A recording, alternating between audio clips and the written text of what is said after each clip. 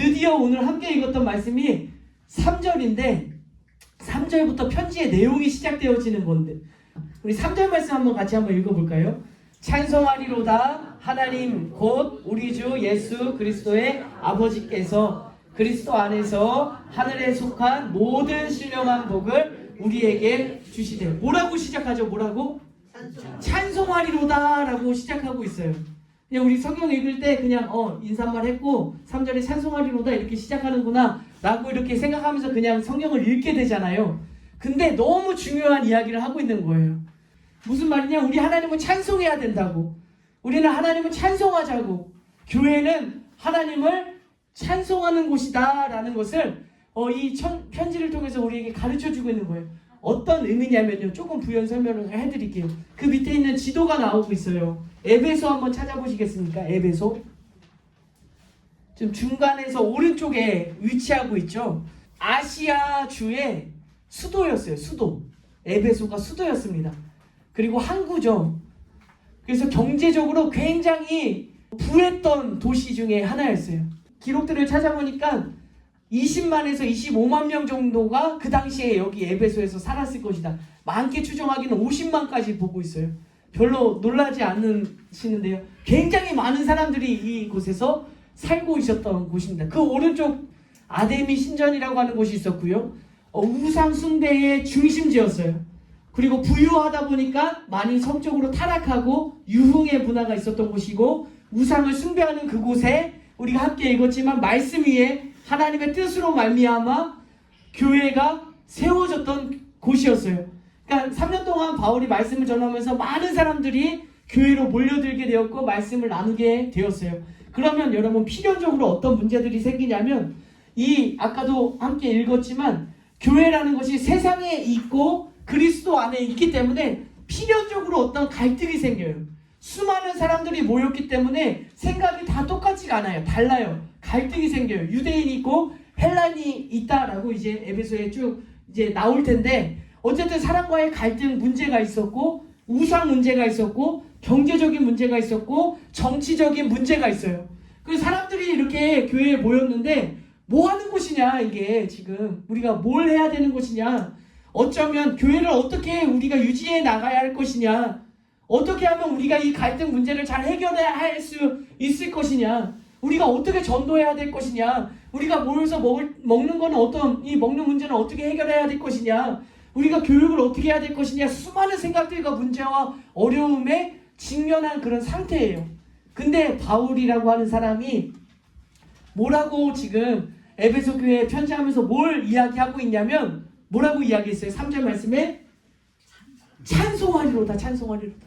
우리는 하나님을 찬송하는 곳이다. 교회는 하나님을 찬송하는 곳이다. 수많은 문제와 갈등과 문제, 어려움, 우리가 지금 직면한 많은 일들이 있지만, 지금 사도 바울이 하고 있는 이 말씀의 권면은 뭐냐면 시선을 바꿔주고 있어요. 시선을. 여러분, 이해가 되세요? 우리의 시선이 자꾸 문제로 향해요. 저 신정과 어떻게 해결해야 될까? 여기 정치적인 수도인데 정치적인 문제를 어떻게 해결해야 되지? 우리의 시선이 자꾸 이런 데로 향하고 있는데, 사도 바울은 지금 뭘 하고 있는 거냐면, 아니야. 우리 여기 봐야 돼, 여기 봐야 돼. 우리는 하나님을 찬송해야 돼. 교회는 하나님을 찬송하는 곳이야 라고 하는 것을 우리의 시선을 지금 바꿔주고 있다라고 하는 거죠. 여러분, 우리가 이렇게 신앙생활을 하고 있는데, 교회도 마찬가지지만 여러분 삶의 모습 속에서도요, 내 가정 속에, 내 삶 속에, 내 직장 속에 자꾸 문제가 생기면 우리의 시선이 어디로 향하냐면 문제로 향해요. 걱정으로 향해요. 근심으로 향해요. 근데 오늘 이 말씀은 우리의 시선을 어디로 향하게 하냐면 찬송으로 향하고 있다라고 하는 사실이에요. 여러분, 우리 주원교회가 하나님을 찬송하는 곳이 되시기를 주님의 이름으로 축복합니다. 우리가 찬송의 이 본질을 잃지 않았으면 좋겠어요. 비본질적인 것에 자꾸 우리 마음과 우리의 신경이 쏠리지 않고 오직 본질 하나님을 찬송하는 일에 우리의 온 시선이 향하여지시기를 주님의 이름으로 축복합니다. 근데 오늘 3절부터 14절에 있는 말씀인데요, 그 빨간색 말씀을 제가 색칠을 좀 해놨는데 6절 말씀입니다. 빨간색만 읽어볼게요. 찬송하게 하려는 것이라. 12절 말씀도요, 찬송이 되게 하려 하심이라. 14절 말씀도요, 찬송하게 하려. 찬송하리로다 라고 시작을 하면서 계속해서 반복하고 있는 게 뭐냐면 찬송하게 하려는 것이다. 우리를 찬송하게 하려는 것이다 라고 하는 것을 3번씩이나 강조하고 있어요. 사실 여러분 우리 함께 이 말씀을 읽었지만 굉장히 어려워요. 예정이라는 단어, 택하심, 경륜, 인치심, 보증 요런 한 단어만 가지고도요 1시간 동안 말씀을 드려도 이해하기가 어렵고 우리가 한 단어로 한 문장으로 이 말씀을 다 이렇게 다 우리가 받아들이기가 굉장히 어렵고 무거운 말씀들을 기록하고 있어요. 근데 이 말씀을 어떻게 하면 쉽게 전할 수 있을까? 찬송하리로다 라고 설명을 하면서요 무엇을 찬송해야 되는지 우리가 찬송의 대상이 누구인지에 대해서 가르쳐주고 있는 거예요. 여러분 우리 좀 쉽게 한번 말씀을 볼게요. 첫 번째는요 사도 바울이 외쳤던 그 외침은 하나님을 찬송하라 였습니다. 우리 한번 고백해 볼까요? 하나님을 찬송하라. 하나님을 찬송하라. 우리 좀 힘있게 믿음을 가지고 하나님을 찬송하라. 아멘. 3절에서 6절에 있는 말씀은요 짧게 간추리면 하나님을 찬송하라는 거예요. 그래서 3절 말씀 보시면 찬송하리로다 하나님이에요. 하나님 그 곧 우리 주 예수 그리스도의 아버지께서 그리스도 안에서 하늘에 속한 모든 신령한 복을 우리에게 주시되 하면서 3절에서 6절까지 쭉 설명을 하고 있는데 간추리면 하나님을 찬송해야 된다 라고 하는 거예요. 그럼 하나님을 찬송하는 이유가 있을 거 아니에요. 그 이유를 간단하게 줄이면 우리를 택하셨다. 우리를 예정하셨다.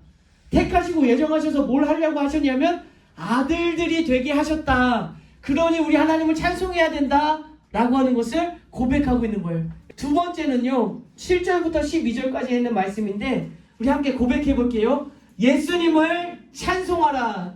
예수님을 찬송하라. 다시 한 번만 고백할게요. 예수님을 찬송하라. 예수님을 찬송하라. 그러니까 첫 번째는 하나님을 찬송해라 했고요. 두 번째는 예수님을 찬송해라. 예수님을 찬송하는 이유가 있어요. 뭐냐면 속량, 죄사함. 예수님께서 우리를 속량해 주시고 죄를 사해 주셨다. 우리는 예수님을 찬송하자. 이거 본질을 잃지 말자라고 선포했던 거예요. 그리고 마지막 세 번째는요. 우리 함께 고백하겠습니다. 성령님을 찬송하라. 성령님을 찬송하라. 그러니까 성령님께서 인치시고 보증하셨다. 그러니 성령님을 찬송해라 라고 이야기를 하고 있는 거예요. 그러니까 사도 바울이요 수많은 문제와 에베소가 위치하고 있는 그 지리적인 상황과 경제적인 상황과 신앙적인 상황과 수많은 모든 것들을 종합해서 그들에게 복음을 방향을 제시하고 있는데 교회라는 곳은 하나님을 찬송하는 곳이다. 교회라는 곳은 예수님을 찬송하는 곳이다. 교회라는 곳은 성령님을 찬송하는 곳이다. 이것으로 그들의 시선을 향할 수 있도록 말씀을 통해서 권면하고 있다라고 하는 사실이에요. 여러분 우리의 시선이 어디에 향하여져 있습니까?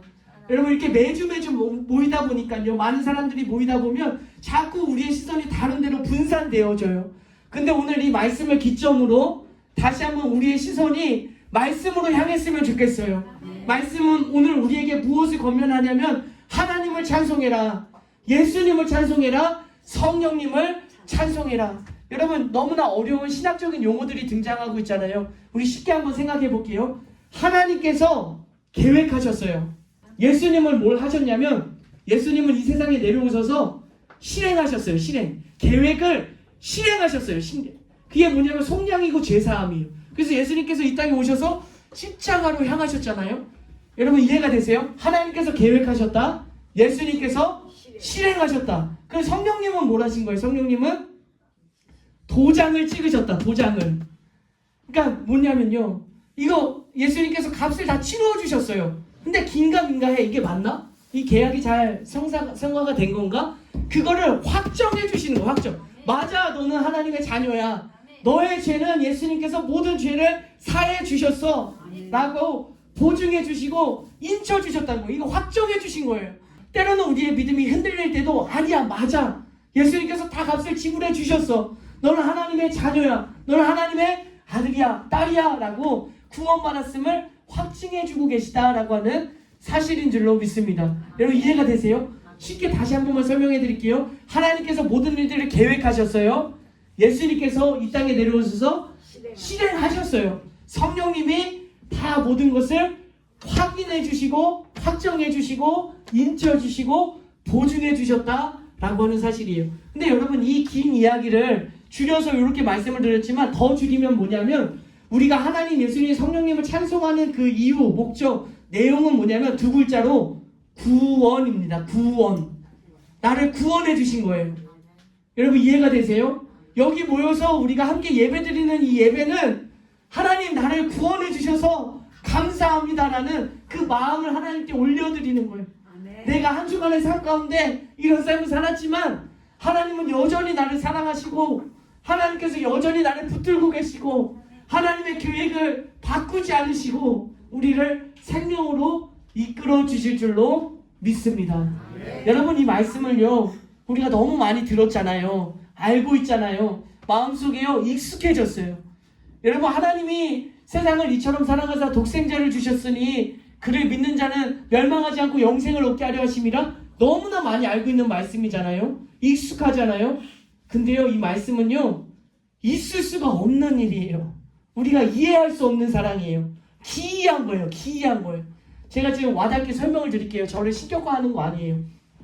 저를 미워하는 사람이 있었어요. 군대에서 저를 괴롭히는 사람이 있었어요. 제가 전에도 말씀드렸지만 치약 뚜껑에 머리를 박고 있었어요. 그럼 여기 부엉이 이렇게 떠집니다. 제가 관물대에 이렇게 매미처럼 붙어 있었어요.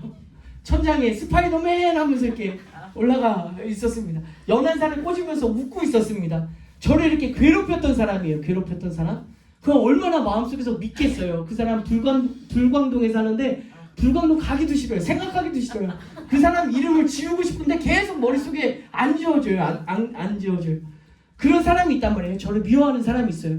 근데 마음속에서 어떤 마음이 드냐면 이 사람도 불쌍한 사람인데 이 사람을 살려야 되겠다.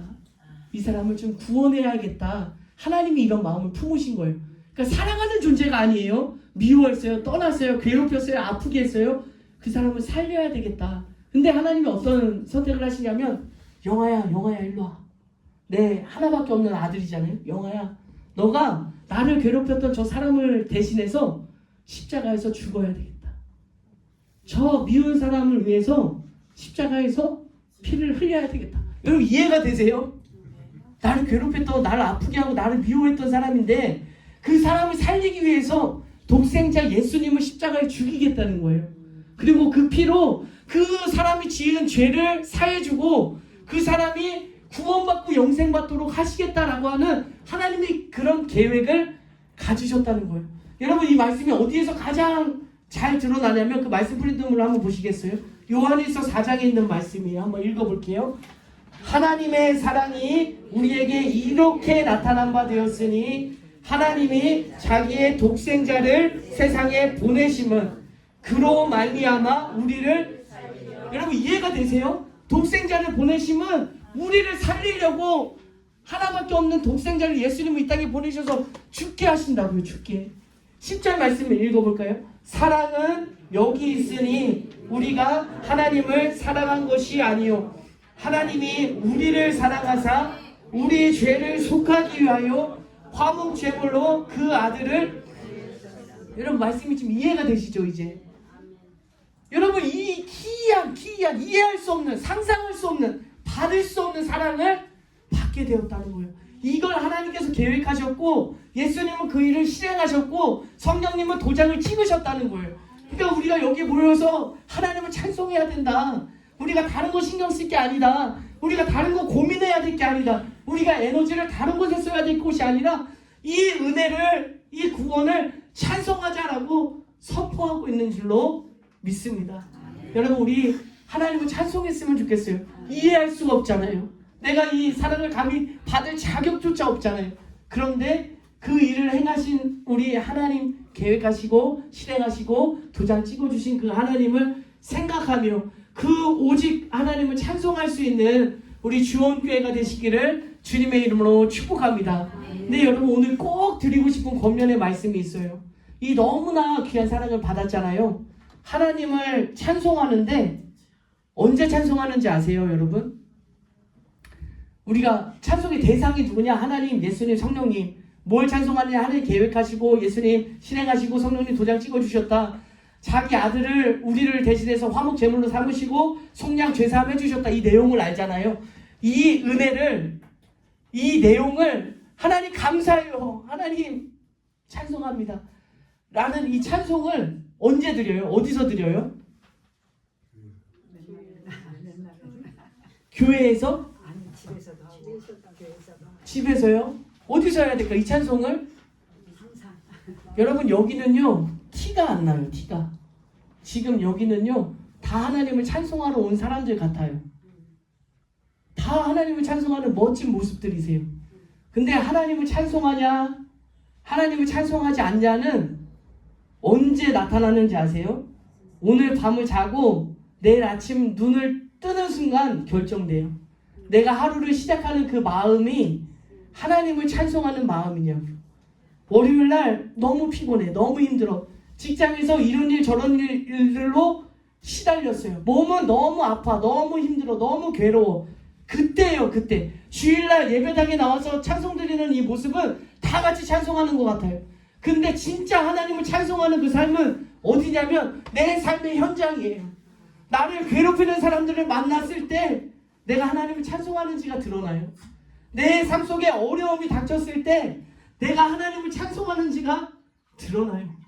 왜냐면요 그 모든 문제도 그 모든 아픔도 그 모든 괴로움도 이길 수가 없어요. 이길 수가. 왜? 예수님이 나를 위해서 십자가를 지시고 나를 살리셨네. 이거보다 큰 게 없거든요. 근데 내가 삶의 현장으로 나가면 이거보다 더 크게 느껴지는 일들이 너무 많아요.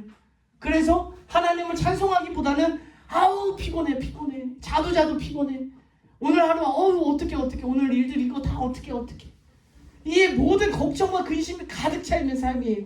근데 반대로 이걸 역전시켜서 내 마음속에 나를 위해 계획을 가지시고 실행하시고 도장 찍어주신 그 하나님의 구원의 역사가 내 마음속에 내 머릿속에 가득 차 있으면요 괜찮아 여러분 정말 다 괜찮더라고요.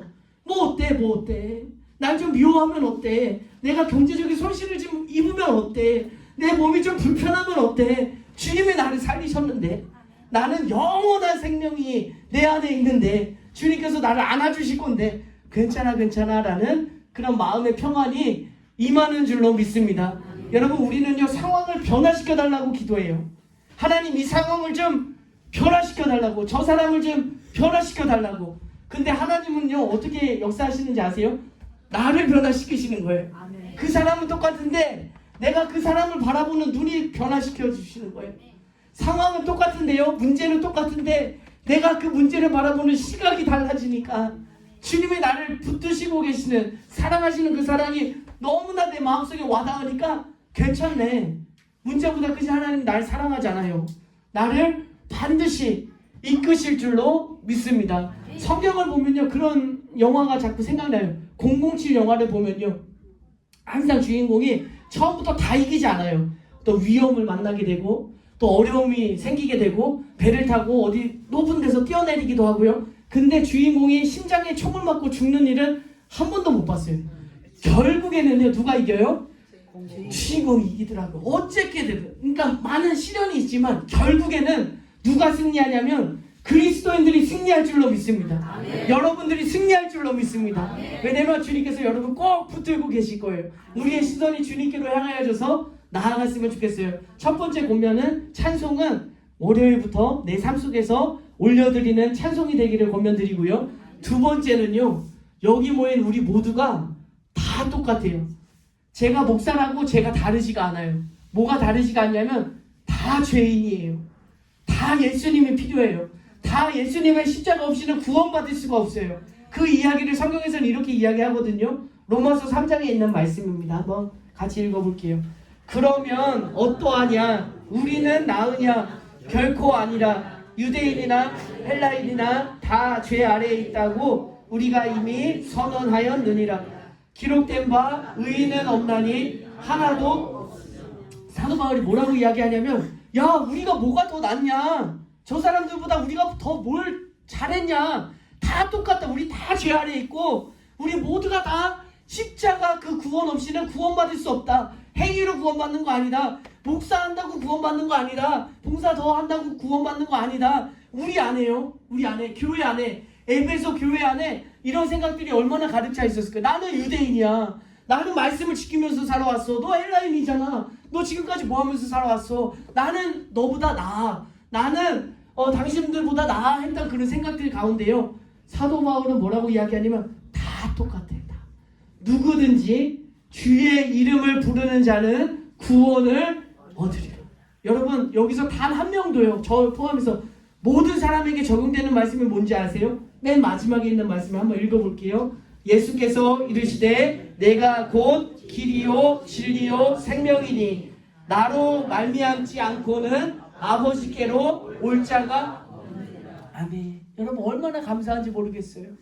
여러분 나를 구원하신 예수님을 바라보시면서 우리가 함께 나아갔으면 좋겠어요. 한 사람도요 하나님 이 말씀에 제외되는 사람 없어요. 차별하는 사람 없어요. 다 똑같이 적용되어져요. 우리 주원교회가 하나님을, 예수님을, 성령님을, 구원을 찬송하는 우리 주원교회가 되시기를, 여러분의 삶 가운데서 어렵고 힘든 일들 때문에 시선이 글로 향하지 아니하고 나를 구원해 주신 그 하나님의 따스한 사랑으로 우리의 시선이 향하여지시기를 주님의 이름으로 축복합니다. 여러분 이 시간 찬송가 한번 펴볼까요? 찬송가 305장인데요. 우리 함께 고백드리고 말씀을 마치겠습니다. 오늘 말씀을 생각하면서 가사에 마음을 담아서 함께 찬송을 올려드리겠습니다.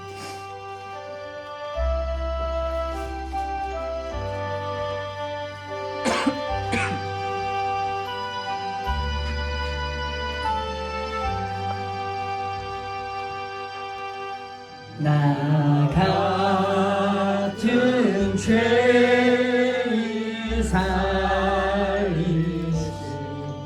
주 해놓으라고